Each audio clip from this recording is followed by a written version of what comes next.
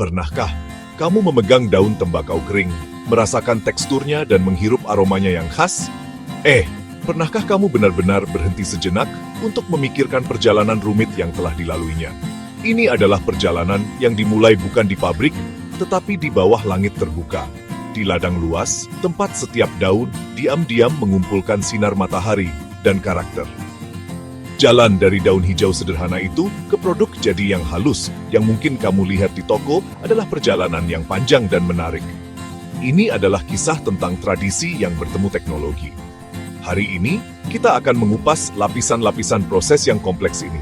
Kita akan mengungkap rahasia di balik bagaimana bahan baku pertanian diubah secara cermat menjadi produk konsumen yang konsisten dan bernilai tinggi. Ini bukan hanya tentang manufaktur. Ini adalah pelajaran dalam ilmu pertanian kimia dan presisi industri.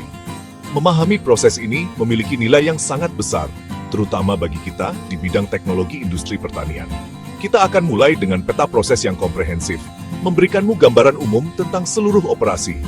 Anggap saja ini sebagai peta jalan kita untuk eksplorasi hari ini. Bersiaplah untuk melihat lebih dekat dan belajar lebih banyak. Mari kita mulai. Seluruh perjalanan kualitas dimulai di sini, di ladang, dengan panen. Ini bukan sekadar tindakan memotong mengumpulkan. Memanen tembakau adalah seni yang presisi, diatur oleh waktu dan teknik. Kematangan daun adalah faktor terpenting. Petani harus berjalan di ladang, mengamati perubahan halus pada warna, mengamati perubahan halus pada tekstur yang menandakan kesiapan. Biasanya, daun bagian bawah pada batang matang lebih dulu. Berubah menjadi hijau yang lebih terang, dan kadang-kadang mengembangkan sedikit kekuningan di tepinya. Ini dipanen pertama kali dalam proses yang disebut priming. Pendekatan bertahap ini memastikan setiap daun dipetik pada puncaknya, aroma rasa kadar gula. Panen yang terlalu dini menghasilkan produk yang tipis dan lemah, sementara panen yang terlambat dapat menyebabkan pembusukan dan hilangnya minyak esensial. Metode panen itu sendiri membutuhkan tangan yang lembut. Setiap daun dipetik dengan hati-hati dari batang. Berhati-hati agar tidak memar atau merobek jaringan yang halus. Kerusakan fisik apapun pada tahap ini dapat menciptakan titik masuk bagi penyakit dan menyebabkan noda yang tidak diinginkan selama proses pengeringan berikutnya. Banyak petani berpengalaman lebih suka memanen di pagi hari setelah embun menguap, tetapi sebelum panas terik siang hari tiba. Data sederhana namun penting, seperti suhu dan kelembaban sekitar selama panen, sering dicatat. Setelah panen, daun hijau memasuki fase transformasi kimia dan fisik. Disinilah keajaiban benar-benar terjadi. Dua proses utama adalah pengeringan, fermentasi. Pengeringan pada dasarnya adalah proses pengeringan terkontrol. Tujuan, kurangi kadar air dari sekitar menjadi -20% yang stabil. Namun, ini jauh lebih dari sekadar pengeringan. Pati di dalam daun berubah menjadi gula. Klorofil terurai, warna berubah kuning, warna berubah coklat, warna berubah merah, dan pengembangan awal aroma tembakau dimulai. Ini adalah peristiwa biologis dan kimia yang dikelola dengan hati-hati. Ada beberapa metode pengeringan, masing-masing memberi kualitas unik pada daun. Pengeringan udara, daun digantung di gudang berventilasi baik selama beberapa minggu. Hasil, tembakau ringan dan berasa manis. Pengeringan flue, gudang dipanaskan oleh tungku eksternal tanpa asap menyentuh daun. Proses lebih cepat, mempertahankan gula, menghasilkan daun kuning cerah. Pengeringan api, daun digantung di atas api kayu keras, asap menembus daun. Hasil, profil rasa berasap dan berat. Pilihan metode pengeringan menentukan jenis produk akhir. Fermentasi atau penuaan, mengikuti atau tumpang tindih dengan pengeringan.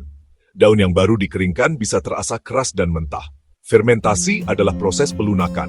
Tekanan dan sisa kelembaban menghasilkan panas di dalam bulbs. Panas terkontrol memfasilitasi enzim dan mikroba untuk memecah senyawa nitrogen keras. Hasilnya adalah profil rasa dan aroma yang lebih kompleks.